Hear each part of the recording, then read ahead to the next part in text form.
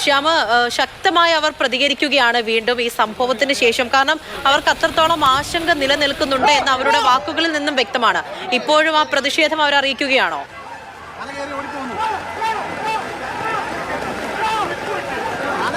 തീർച്ചയായിട്ടും അവരവരുടെ പ്രതിഷേധം ഇവിടെ ശക്തമാക്കുകയാണ്. കാരണം RDO വരാതെ ഇവിടെ നിന്നും മാറില്ല എന്നൊരു നിലപാടാണ് ഈ നാട്ടുകാരും അതോടൊപ്പം തന്നെ ഇതിനോട് ചേർന്നുള്ള ഈ കിണറിൻ്റെ ഉടമയായിട്ടുള്ള വീട്ടുകാരും എടുത്തിരിക്കുന്നത്. നമുക്ക് ദൃശ്യങ്ങൾ കാണാം. ആ ഉടമയാണ് ആ കിണറിനോട് ചേർന്ന് സമീപം ഒരു തലയിൽ തോർത്തുമുണ്ടുമിട്ട് നിൽക്കുന്നത്. എന്തായാലും വലിയൊരു പ്രതിഷേധത്തിൽ തന്നെയാണ് അവർ ഇറങ്ങിത്തിരിച്ചിരിക്കുന്നത്. ഈ പ്രതിഷേധം ഇവർ, അതായത് ഈ ഉടമ പറയുന്നത് ഇനിയും ഇങ്ങോട്ടേക്ക് ആന വരും, ഈ ജനവാസ മേഖലയിൽ ആന വരും, അതുകൊണ്ട് തന്നെ ഞങ്ങൾക്ക് നൽകിയ ഉറപ്പ്, ആ ഉറപ്പ് ഇവർ പാലിക്കാതെ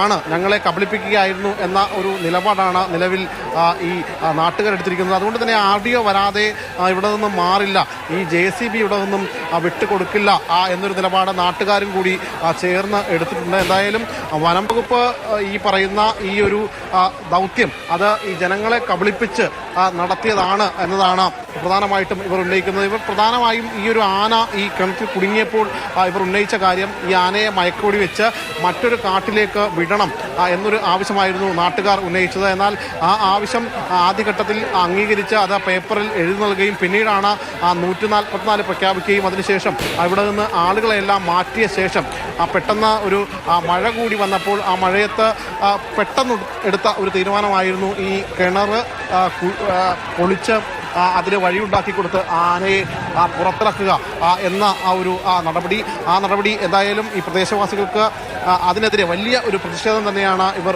ഇവിടെ ഇപ്പോൾ നടത്തിക്കൊണ്ടിരിക്കുന്നത്. അതിനിടയിൽ ആനയെ എന്തായാലും നിലവിൽ കാട്ടിലേക്ക് അയക്കാനുള്ള നടപടികളെല്ലാം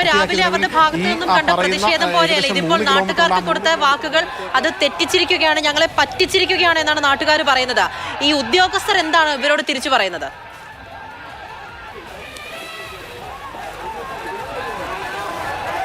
തീർച്ചയായിട്ടും, അതായത് ഈ നിലവിൽ ഇതിൻ്റെ വനം വകുപ്പ് ഉദ്യോഗസ്ഥരോ അതോടൊപ്പം തന്നെ RDO ഒന്നും തന്നെ നിലവിൽ ഇപ്പോൾ നമുക്ക് സ്ഥലത്തില്ല. നിലവിലുള്ളത് ഈ പോലീസ് ഉദ്യോഗസ്ഥർ മാത്രമാണ്. അതുകൊണ്ട് തന്നെ ഈ തങ്ങൾക്ക് ഉറപ്പ് നൽകിയ RDOയോ വനം വകുപ്പ് ഉദ്യോഗസ്ഥരും എത്താതെ ഇവിടെ നിന്ന് ഈ വാഹനങ്ങൾ വിട്ടു നൽകില്ല എന്ന ഒരു നിലപാടാണ് എടുത്തിരിക്കുന്നത്. അതുകൊണ്ട് തന്നെ പോലീസിനും നിലവിൽ ഇവരോട് മറുത്ത് ഒന്നും പറയാൻ പറ്റാത്ത ഒരു സാഹചര്യമാണ് ഉള്ളത്.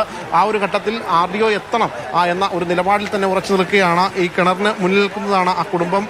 ഒരു പ്രായമായ ഒരു സ്ത്രീയെയും അതോടൊപ്പം ഒരു ചേട്ടനെയും നമുക്ക് അവിടെ കാണാം, ആ കിണറിനോട് ചേർന്ന് കാണാം. അവരാണ് ഈ കിണറിൻ്റെ ഉടമകൾ, അതായത് ഈ വീട്ടുടമകൾ. അവർക്കാണ് ഇത്തരത്തിൽ ഈ വന്യമൃഗ ശല്യം കൂടുതലായിട്ടും അനുഭവിക്കുന്ന ആളുകൾ. ഈ പ്രദേശവാസികൾ മൊത്തത്തിൽ ഇത്തരം ഈ വന്യമൃഗ